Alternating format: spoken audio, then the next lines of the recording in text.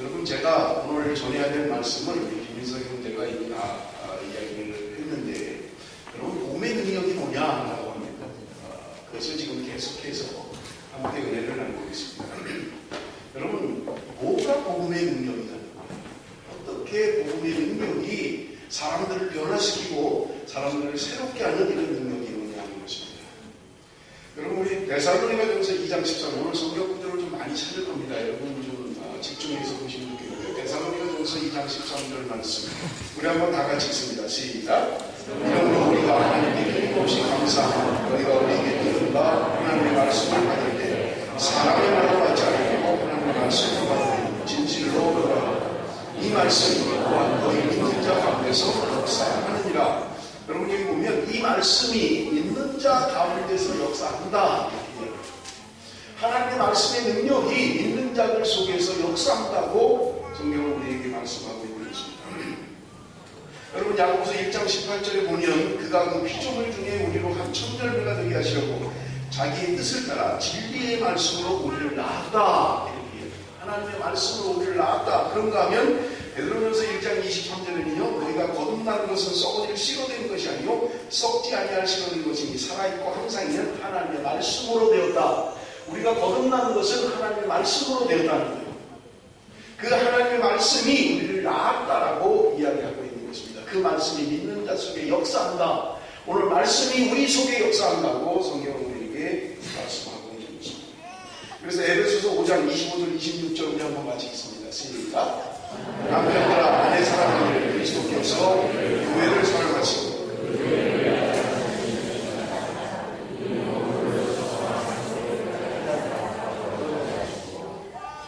26절 이는 곧 26절 다 읽으셨나요? 예, 이는 곧 물로 씻어 말씀으로 깨끗하게 하사 거룩하게 하시고 말씀으로 우리를 깨끗하게 하시고 우리를 거룩하게 하신다고 이야기합니다. 하나님의 말씀의 능력이 우리를 새롭게 하고 변화시키고 거룩하게 하고 깨끗하게 하는 하나님의 말씀이라고 말씀하고 있는 것입니다. 이게 말씀의 능력이, 말씀의 능력이 복음의 능력이고 복음의 능력이 하나님의 능력이라고 성경은 우리에게 말씀하고 있는 것입니다. 여러분, 그런데 그 말씀 자체가 그러면 그냥 읽으면 무조건 능력이 되느냐 하는 건 아니에요. 여러분, 그 데살로니가전서 1장 5절 말씀입니다. 데살로니가전서 1장 5절 말씀. 이는 우리 복음이 너희에게 말로만 있는 것이 아니라 또한 능력과 성령과 큰 확신으로 이루어지고 우리가 너희 가운데서 너희를 위하여 어떤 사람이 된 것은 너희가 아는 바와 같으니라. 여기 보면 복음이 너희에게 말로만 이루는 것이 아니라, 이렇게 복음이 그냥 단지 말로만 이루는 것이 아니다 라고 이야기하면서 능력과 성령과 큰 확신으로 되었다 이렇게 이야기합니다. 여러분, 이해가 좀 되시나요? 하나님의 말씀 능력이 있습니다. 말씀 자체에 능력이 있는데 그 말씀이 그냥 단지 말로만 되는 건 아니라는 거예요. 뭔가 역사할 때 우리가 그 말씀의 능력 가운데 들어가게 될 수 있다고 이야기하는 것입니다. 여러분, 그것이 도대체 무엇입니까? 고린도전서 2장 4절 5절입니다. 내 말과 내 전도함이 설득력 있는 지혜의 말로 하지 아니하고 다만 성령의 나타나심과 능력으로 하여 너희 믿음이 사람의 지혜에 있지 아니하고 다만 하나님의 능력에 있게 하려 하였노라. 단지 사람의 말에 있지 않다는 거예요. 성령의 능력으로 말미암아 이루어진다고 이야기하고 있는 것입니다. 여러분, 여기 우리 읽었던 로마서 1장 16절의 말씀을 한번 다시 집중해서 보시면 좋겠어요. 내가 이 복음을 부끄러워하지 않으니 이 복음은 모든 믿는 자에게 구원을 주시는 하나님의 능력이다 이렇게 이야기해요. 하나님의 능력이다라고 하는 이 능력이라는 말은 원어의 그 의미가 듀나미스라고 하는 단어입니다. 듀나미스라고 하는 단어인데 여기서 파생된 게 여러분 영어의 다이나믹이라고 하는 단어예요. 다이나믹, 역동적인 거죠. 다이나믹하다, 아주 역동적이다 하는 단어가 듀나미스라고 하는 단어에서 파생되는데 듀나미스라고 하는 단어는 바로 우리가 지금 읽은 하나님의 능력이라는 단어입니다. 하나님의 능력이 영어로 다이나믹이라고 하는 단어로 변천된 거예요. 그런데 여러분, 이 듀나미스라고 하는 단어는 다이나믹하다라는 그런 의미뿐만 아니라 또 하나의 의미를 가지고 있습니다. 그게 뭐냐면 여러분, 처방이라고 하는 게 처방. 여러분, 그 병원을 가면 의사가 처방전을 주잖아요. 그죠? 처방전을 받잖아요.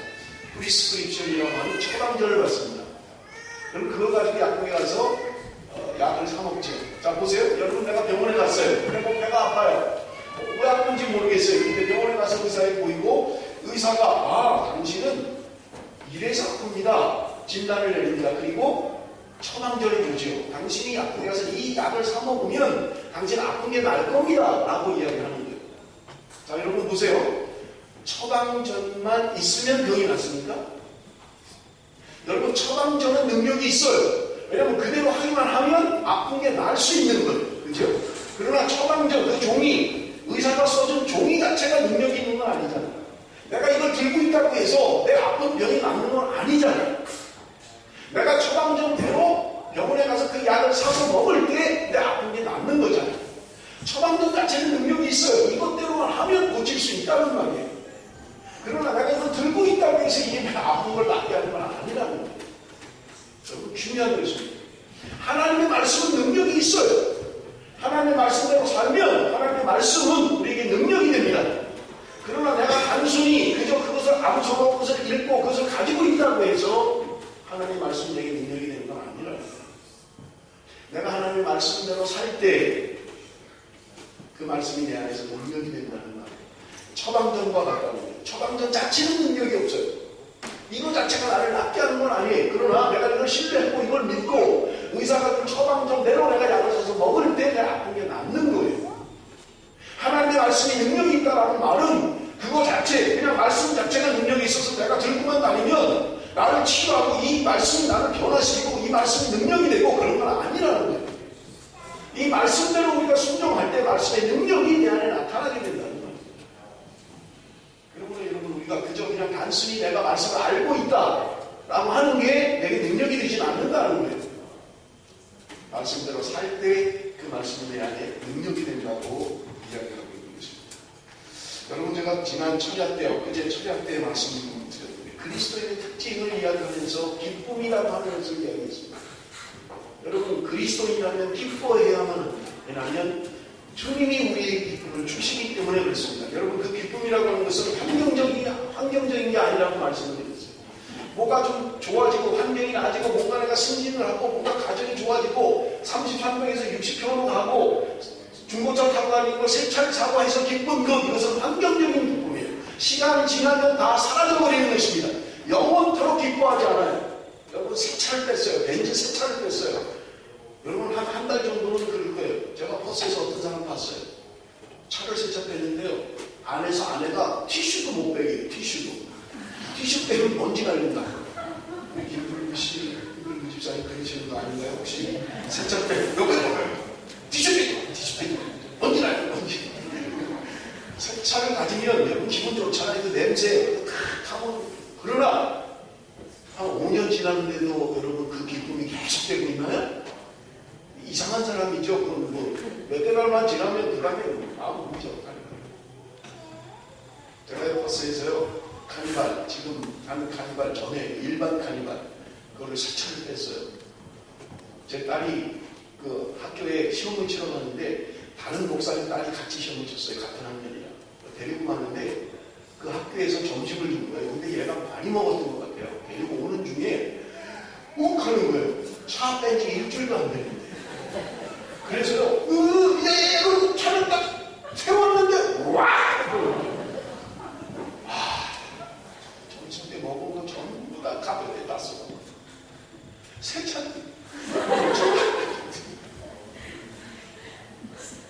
냄새가 지금 그때 제가 느낀 게 새거 너무 좋아할 거구나. 하나님은 너 너무 새 차 좋아하지 마. 뭐 좋은 차도 아닌데 너무 좋아하지 마. 여러분, 우리가 기쁨이라고 하는 것은 환경적인 기쁨을 우리가 자꾸 가지려고 그래요. 뭔가 나아지고, 뭔가 자녀가 잘 되고, 사업이 잘 되고, 뭔가 나아지는 환경에 기쁨이 있다고 생각하는 거예요. 그러나 성경이 말하는 기쁨은 그런 것을 이야기하지 않는다고 저한테 말씀드렸잖아요. 바울이 감옥에 갇혀 있으면서 지금 언제 죽을지 어떻게 될지 모르는 그런 상황 가운데서 이 빌립보서를 쓰면서 기뻐하라, 주 안에서 기뻐하라고 이야기합니다. 여러분, 적어도 바울이 이야기하는 기쁨은 우리가 환경적으로 갖고 있는 기쁨을 말하는 게 아니라는 거예요. 하나님이 주시는 기쁨이라고 제가 말씀드렸어요. 여러분, 기쁨이라고 하는 것은 내가 노력하고 뭔가를 취해서 갖는 그게 아니에요. 기쁨이라고 하는 건 하나님이 우리에게 주시는 것이라고 이야기해요. 우리에게 주시는 거예요. 성령의 열매와 같다 이렇게 말씀드렸잖아요. 성령의 열매와 같이 우리에게 주시는 거예요. 내가 노력하고 내가 환경을 바꾸고 의지적으로 뭔가를 취해서 성령의 열매를 가질 수 있는 게 아니에요. 하나님이 우리에게 주시는 거예요. 일방적으로. 기쁨이라고 하는 건 하나님이 우리에게 주시는 거예요. 여러분 우리가 구원의 감격, 구원의 기쁨, 내가 예수 그리스도를 처음 믿을 때 감격이 있잖아요. 아까 김민석 형제가 고백한 것처럼. 여러분 내가 주님을 처음 만났어요. 우리는 감격이 있어요. 그런데 여러분 중요한 것은 그 감격이 계속 유지되고 있느냐. 전에도 말씀을 드렸습니다만 10년 전에, 20년 전에, 5년 전에, 1년 전에 내가 주님을 만난 감격과 기쁨이 있었는데 지금은 다 잃어버렸고 의무감에 형식적으로 신앙생활을 하고 있지는 않느냐는 것입니다. 여러분 구원의 감격이 내 안에 있느냐는 거예요. 성령이 주시는 기쁨이 내 안에 있느냐는 것입니다. 바울이 우리에게 주 안에서 기뻐하라고 이야기하고 있는 것입니다. 그런데요, 바울이 빌립보에서 이야기하는 하나님이 주시는 그 기쁨, 여러분 그것을 얻기 위해서는요 어떻게 해야 되느냐? 빌립보서 4장 9절입니다. 우리 한번 다 같이 읽습니다. 다 같이 시작. 너희는 내게 배우고 듣고 바를 하면 평강의 하나님이 함께 계시다. 하나님이 나와 함께 계실 때 하나님이 주시는 기쁨을 유지할 수 있어요. 하나님이 주시는 기쁨을 소유할 수 있습니다. 그런데 하나님이 나와 함께 하시는 것은 어떤 조건이 있느냐? 여기 본문에 보면 이야기하고 있는 거죠. 너희는 내게 배우고 받고 듣고 본 바를 해놔라. 하나님의 말씀에 순종해서 말씀대로 살 때 하나님 나와 함께 계시고 하나님이 주시는 기쁨으로 살아갈 수 있다고 성경이 이야기하고 있는 것입니다. 그래서 제가 철야 때 세 가지를 말씀드렸어요. 기뻐할 수 있는 조건 세 가지. 하나님과 함께하는 것, 내가 주 안에 있는 게 뭐냐? 하나님과 함께하는 건 어떤 것이냐? 세 가지를 말씀드렸어요. 첫째, 그것은 뭐냐? 나를 알아야 된다는 거예요.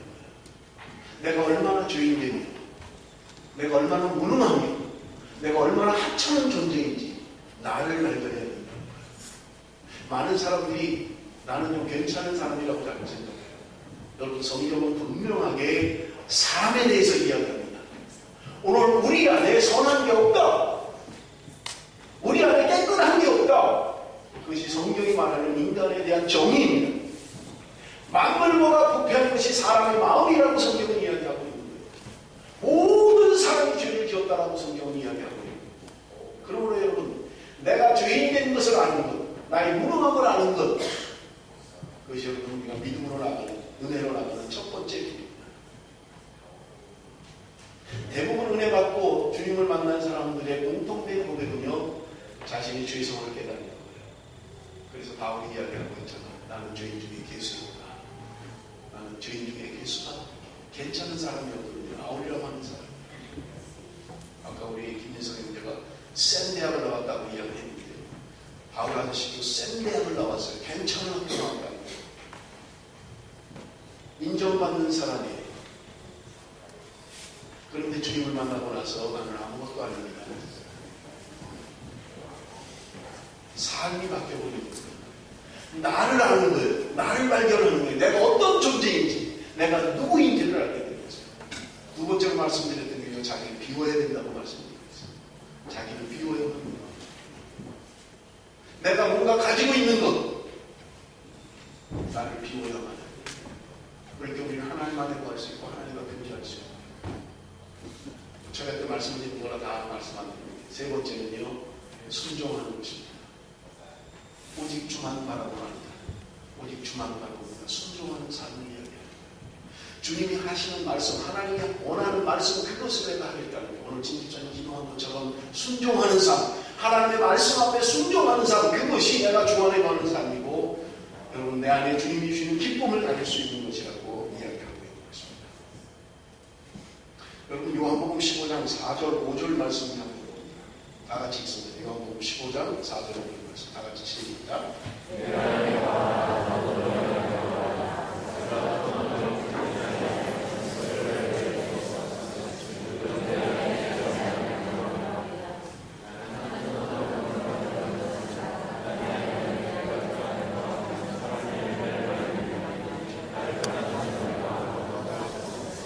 내 안에 거하라. 나도 너희 안에 거할 것이다.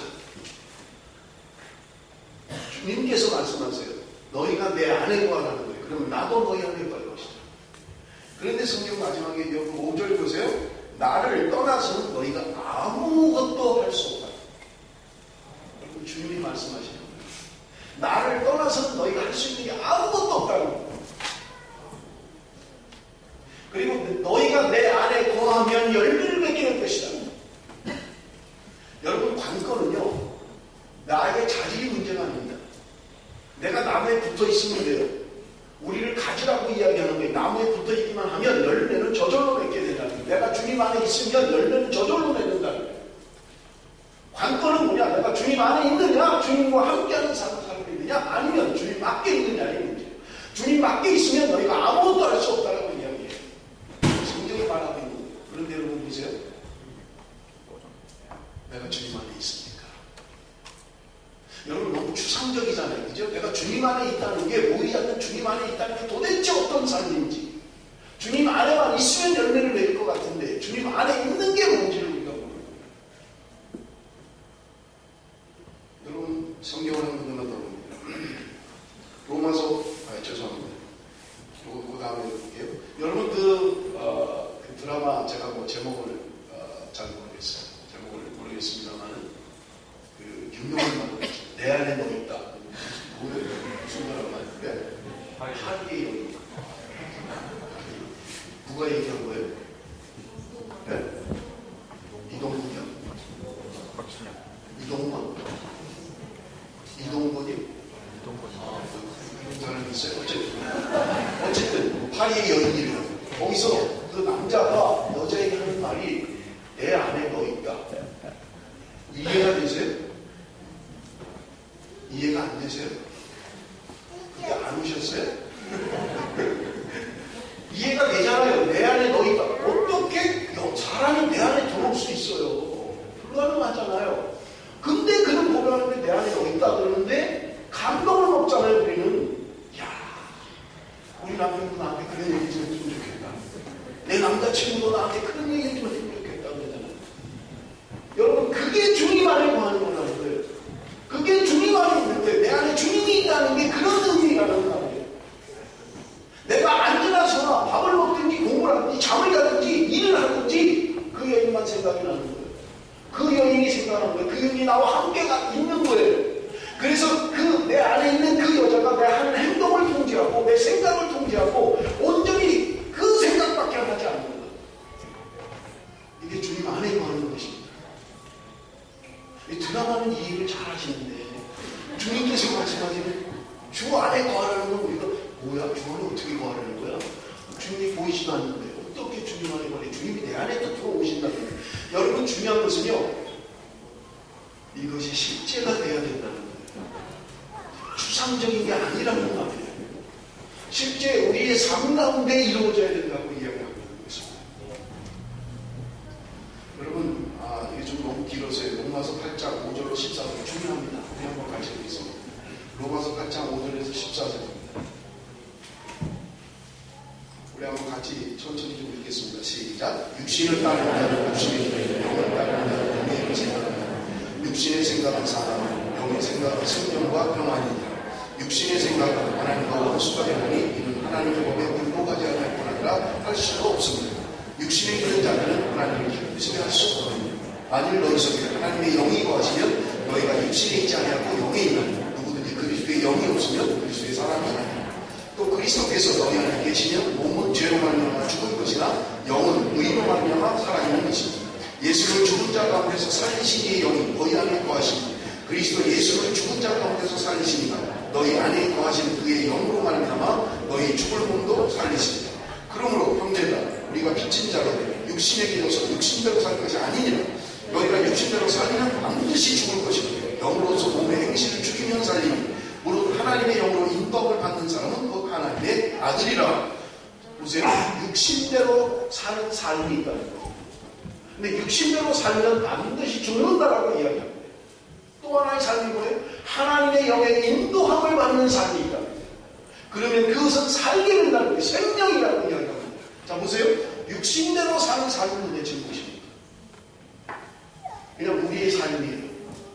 내 생각대로, 내 뜻대로, 내 경험대로 그냥 살아가는 우리의 삶이에요. 너무나 잘 알고 있는 삶입니다. 중요한 건 영의 인도함을 받는 삶이에요. 여러분 지금 성경이 말하는 것은요 추상적인 것을 이야기하지 않아요. 그냥 보이지 않는데 그냥 보이는 것처럼 어떻게 그렇게 설명하는 말씀이 아니라고요. 실제적으로 우리 삶 가운데 일어나는 삶이 육신을 따라 사는 삶이 실제인 것처럼 우리가 그렇게 살아가니까 육신을 따라 사는 삶이 실제인 것처럼 영의 인도함을 받는 삶 이것도 실제라는 말이에요. 그런데 우리는 너무 여기에 약한 거예요. 내 뜻대로 내 생각대로 육신을 따라 사는 삶을 너무나 잘 알고 그렇게 살아가는데 영의 인도함을 받는 삶을 살아갑니다. 마치 추상적인가라고 자꾸 생각하는 거예요. 아 영적인 거야? 뭐 우리 삶하고 다르다. 그렇지 않다는 게 우리의 삶 가운데 이루어지는 일입니다. 우리의 삶 가운데 영을 따라 사는 사람이 있는가 하면 육신을 따라 사는 삶이 있다고 성경은 우리에게 말씀하고 있는 거예요.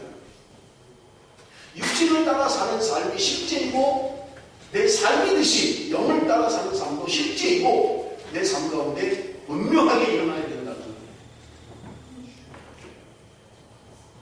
여러분 어떻게 그게 가능합니까? 육신대로 살면 죽고 하나님의 영의 인도함을 받으면 산다라고 이야기합니다. 여러분 아까도 말씀을 드렸잖아요. 내가 하나님의 영의 인도함을 받기 위해서는요 첫째는요 나를 알아야 합니다. 내가 누구인지 내 정체가 뭔지 내가 얼마나 악한 자인지 내가 얼마나 비열한지 내가 얼마나 변하기 잘하는지 결심하고도 뭔가를 해보겠다 하고도 얼마나 자주 넘어지는지 그래서 결론이 나는 안 된다는 결론이 나와야 되는 것입니다. 내 힘으로는 안 된다는 결론이 나와야 돼요. 내 의지로는 안 된다는 걸 아셔야 된다는 거예요. 내 힘으로 내 능력으로 내 지식으로는 구원받을 수 없다는 내 존재의 비참함을 알아야 되는 거예요.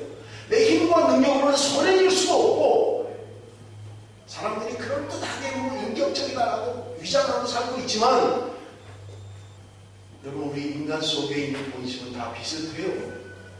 욕심 가지고 살고 있는 거고요. 위장해서 살고 있는 거예요. 그럴듯하게 형식으로 포장해서 살고 있는 것뿐이에요. 그래서 나를 보면 소망이 없는 것을 알게 된다는 거예요. 여러분 중요한 말씀. 그리고 나를 비워야만 합니다. 그렇기에 나는 나를 비워야 해요. 그래서 말씀을 따라 사는 삶을 살 때 영의 인도함을 받을 수 있고 하나님이 내 안에 오신 것을 알 수 있죠. 여러분 요한계시록에서도 말씀하잖아요. 너희가 마음의 문을 열면 내가 들어가서 너와 더불어 먹을 것이다. 여러분 이건 실제를 말하는 거죠. 추상적인 걸 말하는 게 아니라는 거예요. 주님이 내 안에 들어와서 나와 동거하며 나와 함께 하시는 교제하고 함께 먹고 함께 하는 그 삶이 무엇인지를 우리는 경험하셔야 되고요. 그것이 주님이 우리에게 원하는 삶입니다.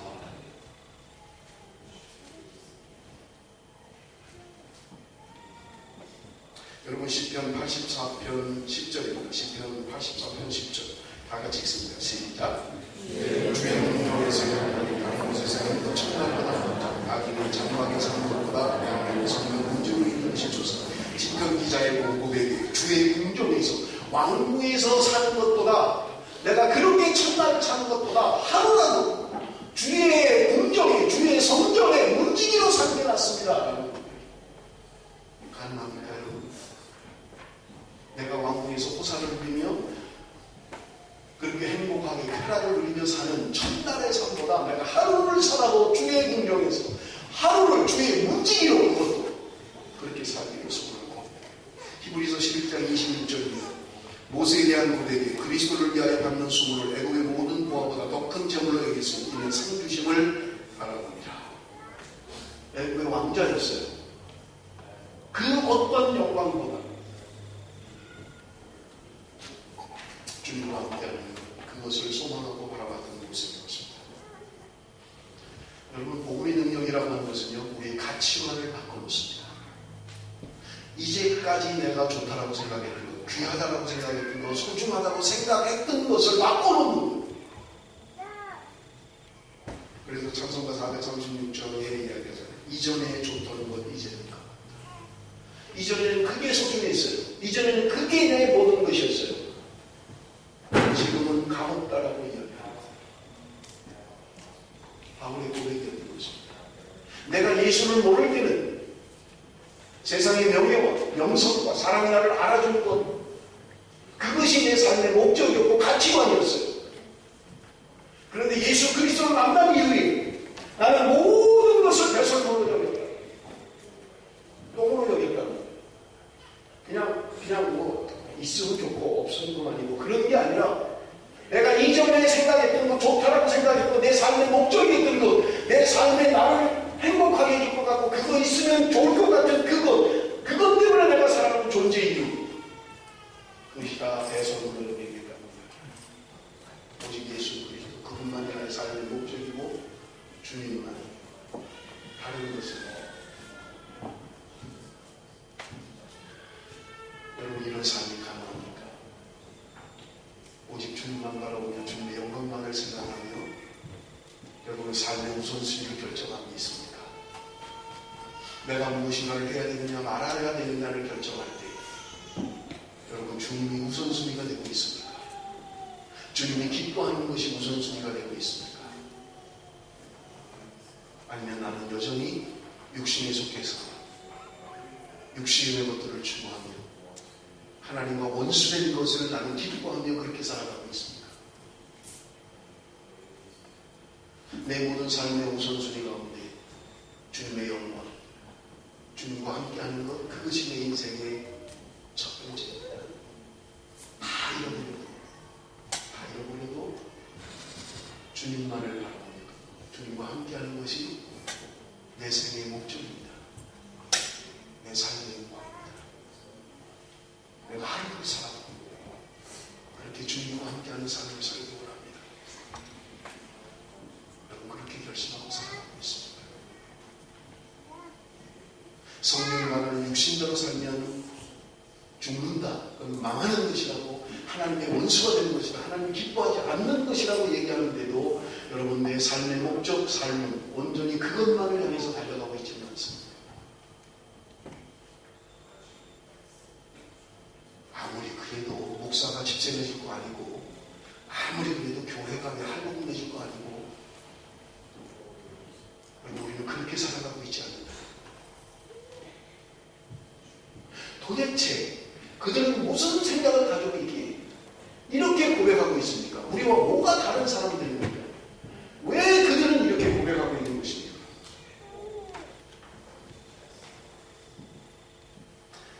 고린도전서 1장 26절에서 31절입니다. 형제들아 너희를 부르심을 보라.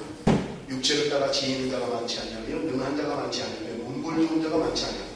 그러나 하나님께서 세상에 미련한 것들을 택하사 지혜있는 자들을 부끄럽게 하려 하시고 세상에 약한 것들을 택하사 강한 것들을 부끄럽게 하려 하시며 하나님께서 세상에 천한 것들과 멸시받는 것들과 없는 것들을 택하사 있는 것들을 패하려 하시는 이는 아무 육체라도 하나님 앞에서 자랑하지 못하게 하려 하십니다.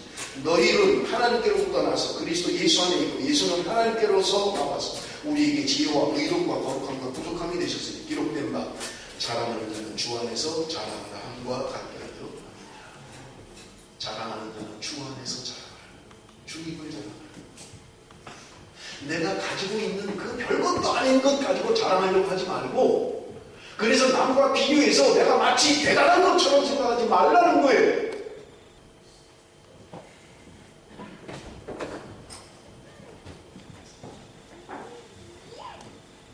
여러분 성경을 보면서 저는요, 초대교회의 성도들이, 초대교회의 제자들이 도대체 어떻게 그런 삶을 살 수 있었을까? 모든 것을 주님을 향해서 버리고 모든 것을 주님만 바라보며 어떻게 그들을 그런 삶을 살 수 있었을까? 그들이 죽어가면서도 찬송하며 어떻게 그 죽음을 맞이할 수 있었을까? 도대체 그들은 우리와 다른 게 뭘까? 저는 궁금했어요. 여러분 제자들을 보십시오. 사도들을 보십시오. 대단한 사람 없어요. 대부분 어부 출신들이에요. 뭐 지금도 마찬가지입니다만은, 물론 뭐 원양어선 사장 이런 것도 괜찮은지 모르겠습니다만은, 그 당시에 고기 잡는 사람이라고 하는 것은 그건 좀 하침 아니에요? 그냥 조금만 배 타고 나가서 고기 잡아다가 팔아서 먹고 사는 그냥 낮은 사람들이잖아요. 예수님의 제자 12명 가운데 8명이 어부였다고요. 고기 잡는 사람이었어요. 여기 오늘 말씀처럼 문벌이 있는 자가 많지 않고 대단한 자 아니에요. 그냥 별 볼 일 없는 사람들이에요. 그런데 그들이 도대체 어떻게 변화가 되어서 주를 위하여 생명을 걸며 주님의 나라에 대한 능력 있는 삶을 살 수 있었느냐. 그리고 그것만 깨달을 수 있으면, 그것만 알면, 그 원리만 알면 우리도 그렇게 할 수 있을 것 같은데. 여러분, 예수님의 제자들을 보세요. 예수님을 따라다닐 때요, 그들은 주님의 말씀을 잘 이해하지 못했어요. 주님께서 하나님의 나라를 이야기할 때도 그들은요, 세상 나라를 생각했다고요. 내가 어떻게 하면 좀 높은 자리에 앉을까? 그것 때문에 싸웠고요, 기분이 나빴고요. 예수님이 내가 죽는다라고 이야기하는데 3일 만에 부활한다라고 이야기하는데도 그들은 전혀 그 말씀을 이해하지 못했어요. 여러분, 더 중요한 것은요, 예수님이 십자가에 달려서 죽으시고 그리고 다 도망갔잖아요. 그리고 부활한 예수 그리스도를 만난 그 사도들, 그 제자들이 여러분 좀 달라져야 되지 않을까요? 주님이 다시 사셨는데 여러분 사복음서를 보세요. 예수님이 죽으시고 부활한 이후에 제자들의 삶, 사도들의 삶이 어땠는가를 생각해 보십시오. 여러분 놀랄 만큼 아무렇지도 않아요. 시큰둥합니다. 예수 그리스도의 빈무덤을 보고도 시큰둥해버렸어요. 부활한 예수 그리스도를 만나고도 그들은 시큰둥했어요. 의심이 있었다고 성경은 이야기하고 있는데, 여러분 누가복음 24장 36절에서 38절 합니다. 다같이 읽습니다. 시작. 이 말을 할 때 예수께서 친히 그들과 나서서 이르시되 너희에게 한강을 쓸지어다 하시니 그들이 놀라고 무서워하였고 보는 것을 영으로 생각하는지라. 예수께서 이르시되 어찌하여 두려워하며 어찌하여 마음에 의심이 일어나느냐. 이게 부활한 예수 그리스도를 만난 이후에 주님이 얘기하시는 거예요. 부활한 것을 알고 있어요. 그리고 보았어요. 들었어요. 그리고 주님께서 그들에게 말하는 것이 너희가 왜 의심하느냐. 예수님이 지금 부활하셨다고요. 죽었다가 다시 사셨다고요. 여러분 우리가 그런 고백이 있잖아요. 내가 주님의 음성을 한 번만 들을 수 있다. 내가 죽었다가 다시 사신 부활하신 주님을 한 번만 눈으로 볼 수만 있다면 나는 완전히 나아질 것 같잖아요. 그런데 그것을 보았는데, 그것을 들었는데 그들의 삶이라고 하는 것은 여전히 의심이고 두려움에 사로잡혀 있었다는 거예요. 부활한 예수 그리스도를 보자마자 그들이 새로운 삶을 되고 정말 주님의 삶을 그렇게 하지 않았어요. 이상할 정도예요. 그런데 여러분 누가복음 24장 45절을 보십시오. 누가복음 24장 45절 답이 있습니다. 누가복음 24장 45절 다 같이 읽습니다. 시작. 주님께서 지금 앞에 말씀으로 계속되는 것입니다. 여러분 여기 보세요. 그들의 마음을 열어주셨다는 거예요. 그들의 마음을 열어주실 때 성경이 깨달아졌다 이렇게 이야기합니다. 성령께서 그들의 마음을 열어주시자 깨닫게 되었다는 말입니다. 말씀이 깨달아졌다는 거예요. 중요한 키를 가지고 있습니다. 여러분 내가 성경을 그냥 인간적인 것으로 읽는 것은 나에게 아무 의미가 없어요. 그렇게. 그러니까 뭐 읽지 말아야 되는데 그렇게 하면 안 돼요. 그러니까 별 의미가 없네. 그걸 말하는 게 아니고요. 성경을 읽을 때 여러분이 반드시 기도해야 된다는 거예요.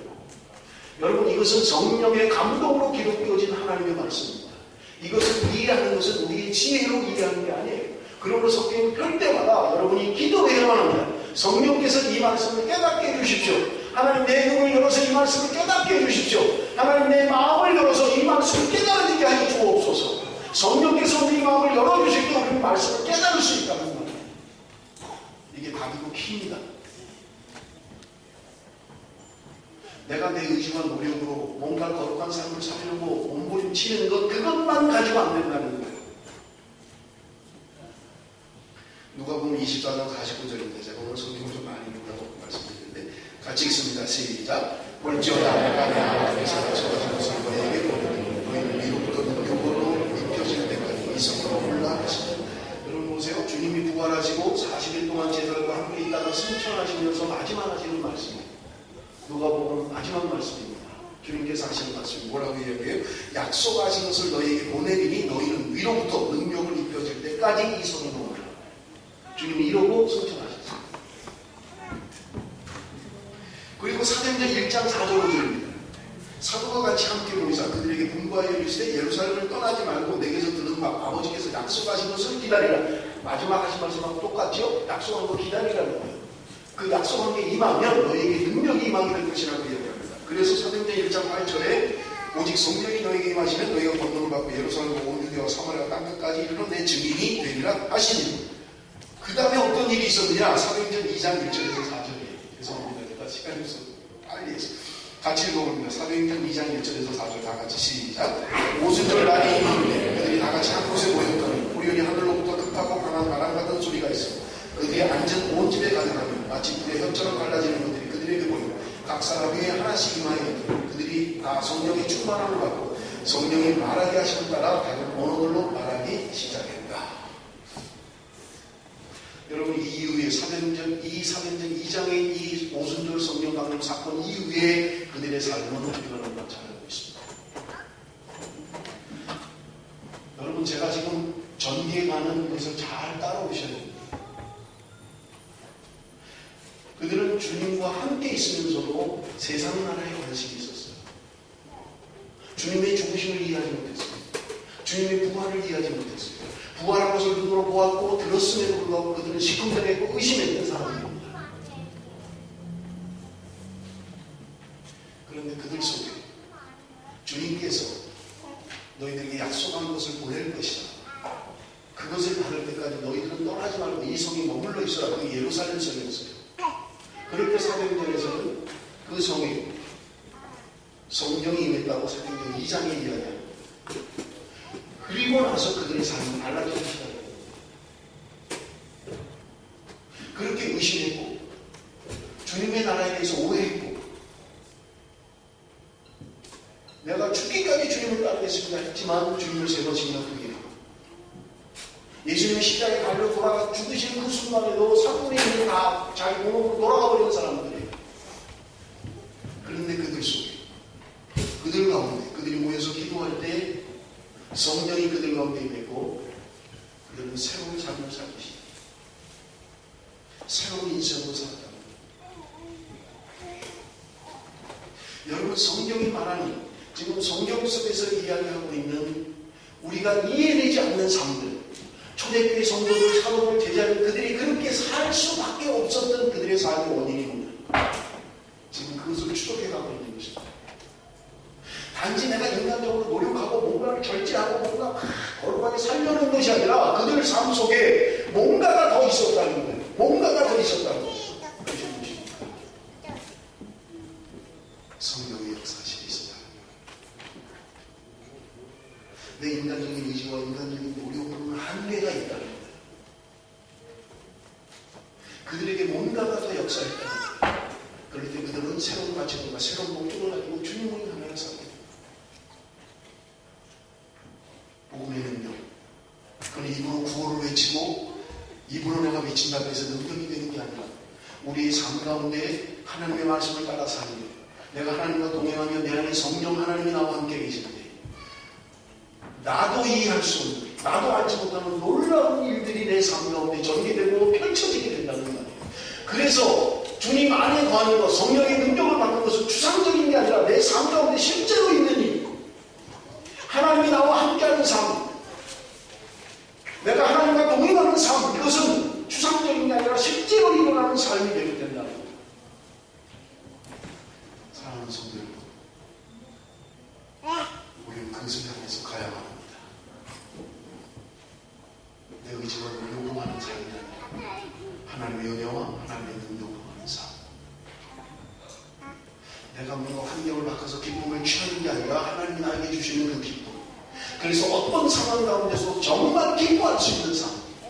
내가 감옥에 갇혀있고 핍박을 받고 고난을 받고 환난 가운데 있으면서도 나는 기뻐한다 라고 고백할 수 있는 것.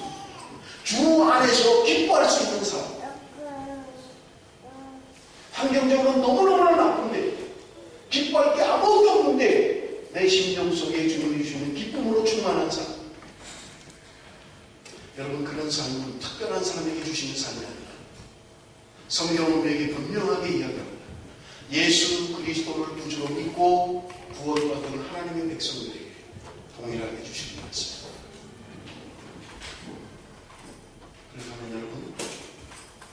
예수를 믿고 수십 년 동안 신앙생활을 하면서 우리 삶이 변화가 없는 것. 그저 교회 와서 의무감에 뭔가를 하려는 게 너무 힘든 거예요. 봉사하고 수고하는 게 의무가 돼버렸어요. 그래도 그것은 그리스도인의 정상적인 삶은 아니라고 이야기하고 있습니다. 바울이 그토록 로마를 가기를 원했던 것, 무엇 때문에 그렇게 가기를 원했습니까? 로마서 15장에 바울은 고백합니다. 내가 남의 터 위에 세우지 않겠다고 이야기합니다. 무슨 말이에요? 남이 전도하고 복음이 들어가는 곳에 전도하지 않겠다는 거예요. 그런데 로마는 이미 20년 전에 교회가 세워졌고 이미 그 믿는 자들 속에 바울이 가기를 원한다고 이야기합니다. 왜요? 이미 예수 믿고 교회가 세워졌고 든든하게 서가지고 있는 그 교회 왜 바울은 그토록 가기를 원합니까? 형식만 남아있었던 거예요. 복음의 능력이 없어져요. 하나님의 능력을 상실해버리고 땡 하면 거룩하게 무르듯이 부르는 예배 1시간 되면 땡 끝나버리는 아름다운 볼로 지어서 하이파하고 고음을 연주하며 정형화되고 그 속에서 나는 바르게 신앙생활을 하고 있다고 생각합니다. 그런데 하나님의 능력은 없는 복음의 능력이 전혀 없는 여러분 초대교회 성도들을 보십시오. 그들은 비록 세상에서 인정받지 못하고 세상에서 멸시를 당하는 삶이었는지 모르지만 그들에게는 복음의 능력이 있었습니다. 여러분 우리가 추구하는 삶은 어떤 것입니까? 여러분 정말 복음의 능력 가운데 거하기를 원하십니까? 주님이 나를 위하여 죽으신 그것 여러분 그것이 복음인 것입니다. 주님이 나를 위하여 죽으셨다. 여러분 이것은요 그냥 내가 지적으로 동의하는 것이 아닙니다. 아 그래 주님이 나를 위해서 죽었대. 그리고 전혀 나를 바꾸지 못하는 것 그것은 아무것도 아니에요. 교회 생활을 그토록 오래 하면서도 내 삶에 전혀 변화가 일어나지 않는 주님이 죽으심이 헛된 것 정말 주님이 나를 위해서 죽으셨다면 여러분 그것은 능력이 되어야 되고 내 삶을 바꿔야 되고요. 내 가치관을 바꿔야 되고요. 내 삶의 목적과 인생을 바꿀 수밖에 없는 그래서 주님을 만난 사람들은 반드시 바꿀 수밖에 없는 여러분 성경은 그것을 말하는 거죠. 오늘 나는 그런 삶을 살고 있습니다. 엄마 뱃속에서부터 예수를 3대 4대 예수를 믿으면서 전혀 바뀌지 않는 이제 복음이 주성적인 게 되어버리고 오늘 육신적으로 사는 게 내 삶이 되어버리고 여러분 그래서 정상적인 그리스도인이라고 이야기하지 않겠습니다. 사랑하는 성도 여러분 주님이 주시는 그 기쁨 복음의 능력 여러분이 이것을 소유해 가는 것입니다. 주님이 나를 위하여 죽으셨습니다. 그리고 주님은 부활하셨고 지금도 살아계신 주님이십니다. 이거는 내가 직접 동의로 이루어지는 게 아니에요. 그렇다고 내가 마인드 컨트롤해서 그래 맞아 주님 나를 위해서 죽으셨대 그리고 부활하셨대 믿어지지 않는 그렇게 동의하는 것을 말하는 게 아니라 그렇게 누가 말했대 여러분 이것이 내 삶의 실제가 되어야 되고 내 인생 가운데 분명한 사실이 되고 그럴 때 우리는 달라질 수밖에 없고요. 이제까지 내가 좋던 것, 이제는 감없는 것, 이제는 내가 좀 더 주님만을 위해서 갈 수 있는 주님의 영광만을 생각해서 그런 삶이 가능하다는 거예요. 사랑하는 형제자매 여러분, 복음이 실제가 되어야 합니다.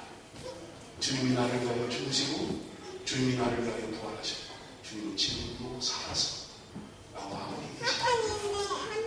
여러분 이것을 믿는다면 우리의 인생은 달라질 수밖에 없습니다. 주님이 나를 이끌어 가실 것입니다. 내가 염려하지 않아도 돼요. 너희는 먼저 그의 나라와 그의 의를 구하라. 먹든지 마시든지 주님의 영광을 위한 싸움.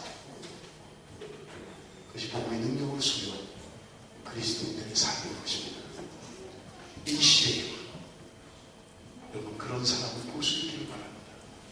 우리 교회에 그런 사람들이 많아졌으면 좋겠습니다. 정말 예수로만 살 수 있는 예수가 나인 사람 예수면 충분하다고 고백할 수 있는 사람